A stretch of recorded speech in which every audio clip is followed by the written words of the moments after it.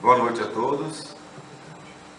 Amizade é um tema que nós escolhemos para fazer parte desse painel, tomando como reflexão inicial, indutiva, o trabalho que nós fizemos com a letra A para apresentarmos aos nossos alunos do nosso ensino fundamental. E a amizade aparece como uma proposta que vai definir que tudo vai dar certo justamente se nós conseguirmos desenvolver a amizade no nosso ambiente.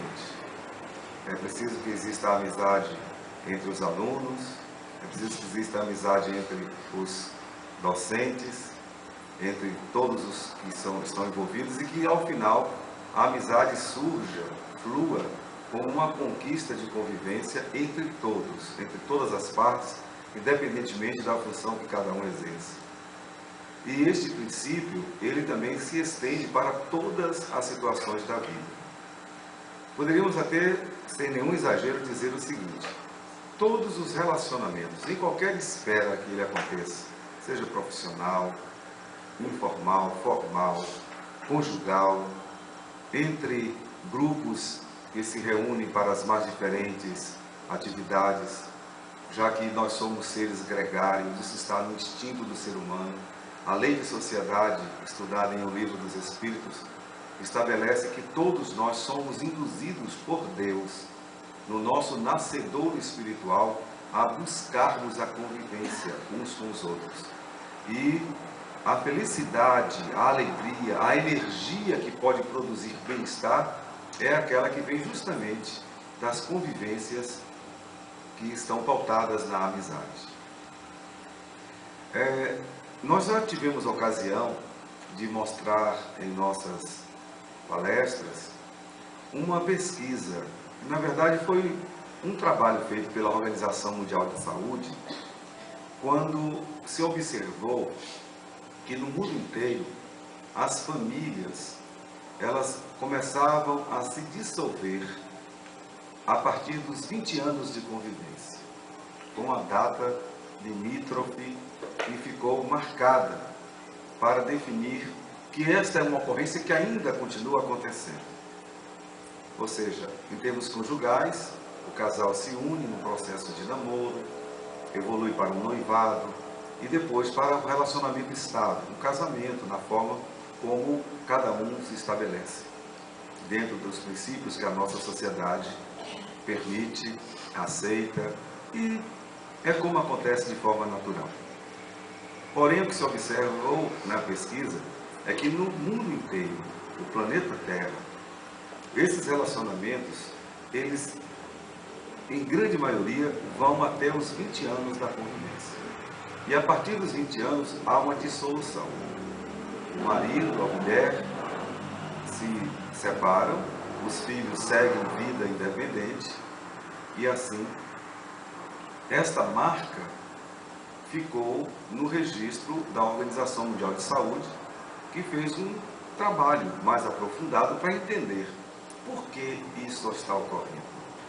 E aí, rapidamente falando, com uma pesquisa muito vasta, o que se concluiu foi o seguinte: na convivência dos primeiros 10 anos, o casal ele está mais próximo por aquilo que os dois conquistaram desde os primeiros dias. A empatia, o desejo, o carinho, o cuidado, o zelo e todo aquele envolvimento, inclusive trazido pela química natural da libido, dos atos sexuais que vão configurando a vinculação magnética de duas pessoas, para assim firmar uma estabilidade no relacionamento. Uma fase lúdica, uma fase considerada de preparação para robustecer, para alicerçar o relacionamento. A partir daí, o casal ele começa a se desvincular desta possibilidade natural de vinculação a dois. Porque, naturalmente, na grande maioria, surgem os filhos. A prole começa a se constituir E também, de forma natural, a atenção do pai e da mãe vão para os filhos. Os filhos passam a ser o centro do relacionamento, a razão maior de ser do relacionamento. E assim, o casal tende a não permanecer naquela vinculação inicial, muito intensa, muito íntima, por uma questão extremamente natural. Mas a primeira fase de união dos dois é exatamente para o enfrentamento dessa outra fase. Uma fase de mais desprendimento, uma fase de desapego, de desinteresse pessoal, da satisfação própria para o interesse dos filhos. É um período muito importante porque os pais se dedicam muito aos filhos nessa fase. E é importante que isso aconteça. É quando os filhos estarão em processo de formação intensa e vão precisar de todos os valores, de todas as emoções paternas e maternas para formarem o cabedal psíquico que vão precisar para o resto de suas vidas. E esse período dura mais ou menos 10 anos. Então, 20 anos são os anos mais intensos de uma relação estável. Para a formação familiar, já que a família é o esteio da sociedade, é a casa máter da própria sociedade, é a maior instituição na sociedade. Tanto que se diz, sociologicamente, que se as famílias falirem, a sociedade vai falir imediatamente. Se as famílias continuarem a existir como família, a sociedade continuará a crescer e a harmonia vai se configurar em toda parte. Então se percebe que quando se completa 20 anos, está acontecendo em grande parte a dissolução da família. Então, diante desse quadro observado cuidadosamente por profissionais extremamente habilitados de todos os países, uma conclusão unânime, se procurou saber então a causa. Por que, passado esse período, o casal olha um para o outro e diz assim, olha, vamos ver cada um a sua vida, depois de terem construído todo um processo. Gente, a resposta foi simples. É porque não se desenvolveu naquele período a amizade. Isso. Houve o primeiro momento lúdico, né, das sensações, dos prazeres, da química, mas adiante a prole, os filhos, aquela sensação de desenvolvimento da paternidade, da maternidade, que são missões importantíssimas, que estão intrínsecas na natureza humana, mas se nesse período dos 20 anos o casal não se tornou amigo, porque os filhos vão seguir naturalmente os seus caminhos, e é assim que tem que ser, e o casal agora vai ficar mais ou menos voltando daquele período inicial, os dois quase que a sós. E se não acontecer o desenvolvimento da amizade, eles não vão ter motivação para continuarem juntos. Porque aquela fase lúdica, digamos, mais apaixonada, já passou. E aquela fase de cuidar dos filhos com aquela intensidade de uma forma natural também já passou. O que vai ficar então? E a conclusão mais extraordinária foi exatamente essa. Como saber se o casal desenvolveu a amizade? O teste é fácil de se fazer. Resume-se em uma palavra: diálogo. Diálogo. Porque a maior característica das pessoas amigas é isso. Elas conversam. E conversam muito. E muito. E não tem esgotamento de assunto. Quanto mais conversam, mais querem conversar. E o diálogo e essa vontade imensa de estar conversando com o outro é um sinal claro de que a amizade aconteceu. Se não aconteceu amizade após 20 anos, o casal não vai aguentar nem olhar um para a cara do outro. Porque não vai ter motivação nenhuma para dialogar com o outro. Vão estar vivendo momentos completamente diferentes, distantes. E aí a conclusão maior é que os casais que desenvolveram o diálogo eles vão permanecer unidos até que a morte os separe. Porque quanto mais o tempo passa, eles vão envelhecer juntos, e mais juntos vão estar, mais dialogando eles vão estar, e o prazer de estarem conversando, vai crescendo de forma tal que haverá uma dependência emocional positiva para que um possa saber que tem alguém em que possa confiar plenamente depois de Deus. Mas quando não há o diálogo, é fatal. A relação não vai prosseguir. Foi explicado assim, todo esse processo. Para a forma em que os espíritos colocam a amizade, Joana de Ângeles, Emmanuel, André Luiz e tantos outros, confirma-se que é por aí. O grande ponto nosso é esse. Como é que a gente vai construir essa amizade? Quem falhou? Quem pode cobrar de quem? Não é bom fazer isso. Porque geralmente quando entra no processo de cobrança, foi você que errou, foi você que fez aquilo, foi você que deixou de fazer aquilo outro, não. Se não houve amizade, é porque os dois não se encontraram. Foram, ao invés de se unirem, foram se distanciando. Porque desde o início não dialogaram. Porque a falha está desde o começo. Quando o casal já começa a não dar mais bom dia um para o outro, quando um quer conversar um assunto, o outro já fecha a cara, pede, diz que está com pressa, não pode, fica deixando para depois, é um sinal claro de que a amizade não está se desenvolvendo. Como eu disse antes, o sinal mais claro de amizade é a vontade muito grande de conversar. Não é nem de tocar, de fazer sexo, nada disso. É de conversar. É de ter a oportunidade de trocar com o outro ideias, porque a característica da amizade, maior ainda, é que quando se é amigo, você pode falar de tudo. Pode falar de coisas boas e de coisas ruins. E o amigo jamais vai censurar, vai condenar, por mais que o amigo possa não gostar de algo, de algum ato, de alguma postura, e possa dizer, não é bem assim, mas o amigo, ele vai sempre tentar compreender. Bom, até aí vai. As pessoas, de um modo geral, no movimento espírita, começam a pensar assim, por que os relacionamentos também, nos grupos espíritas, não vão crescendo a cada dia, para que nos tornemos cada vez mais amigos? Por que a gente não confia mais uns nos outros? Porque uma das características do amigo é justamente a confidência, a lealdade, a cumplicidade.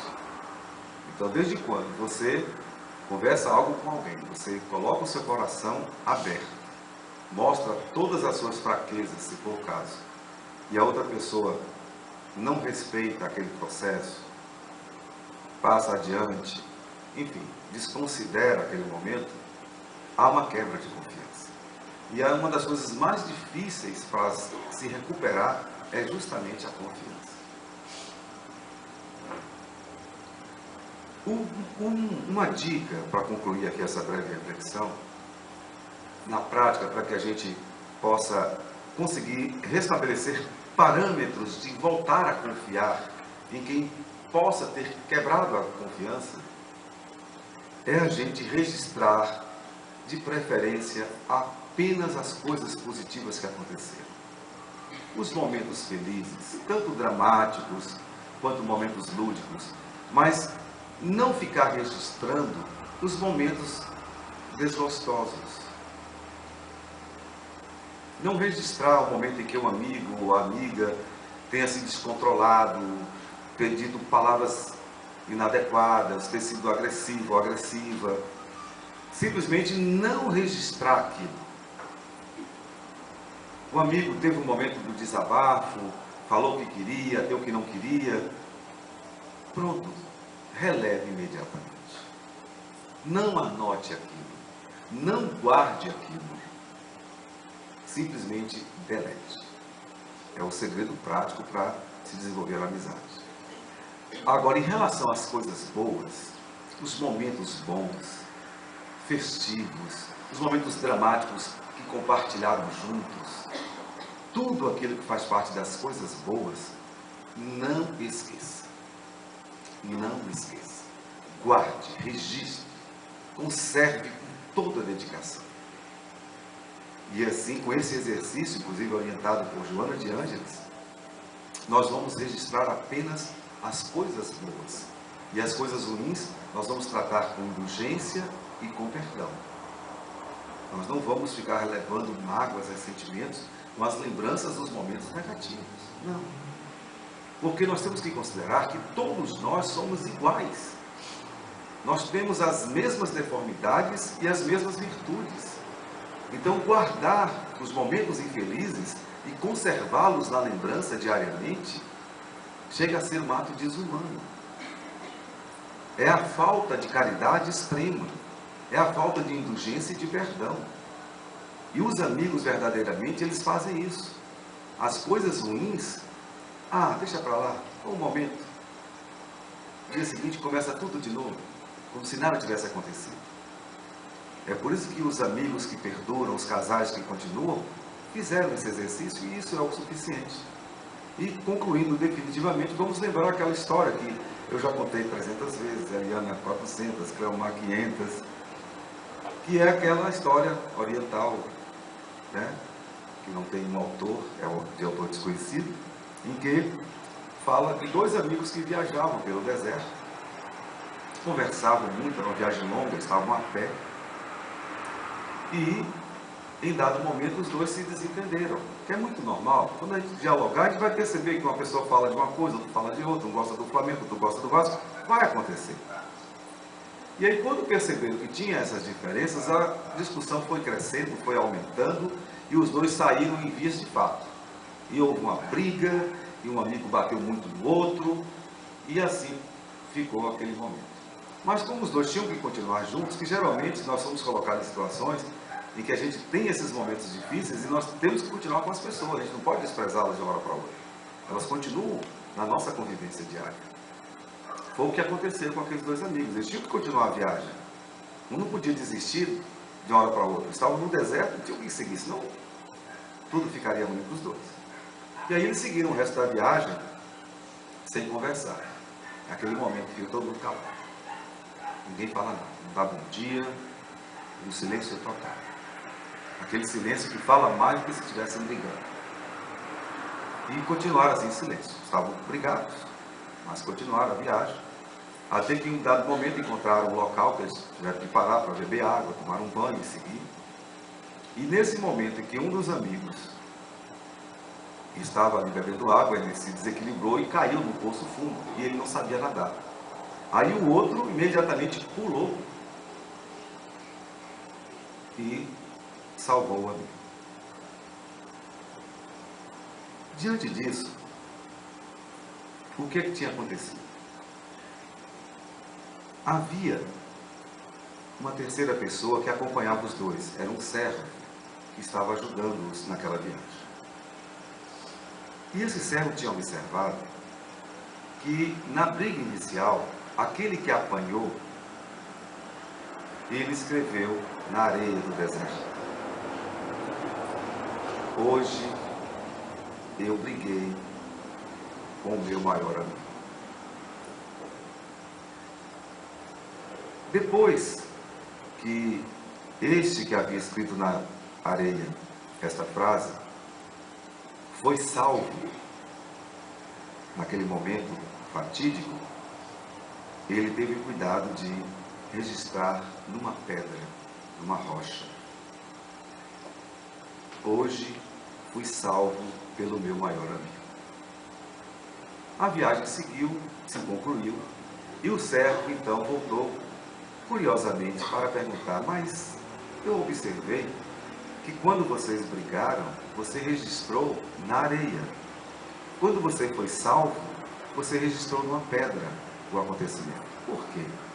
Ele disse: porque ele é o meu maior amigo. Então, aquele momento em que nós brigamos, eu queria que passasse logo. Eu queria esquecer. Escrevi na areia. Aí o vento soprou e na mesma hora apagou. Porque eu não quero me lembrar daquilo que aconteceu de desagradável.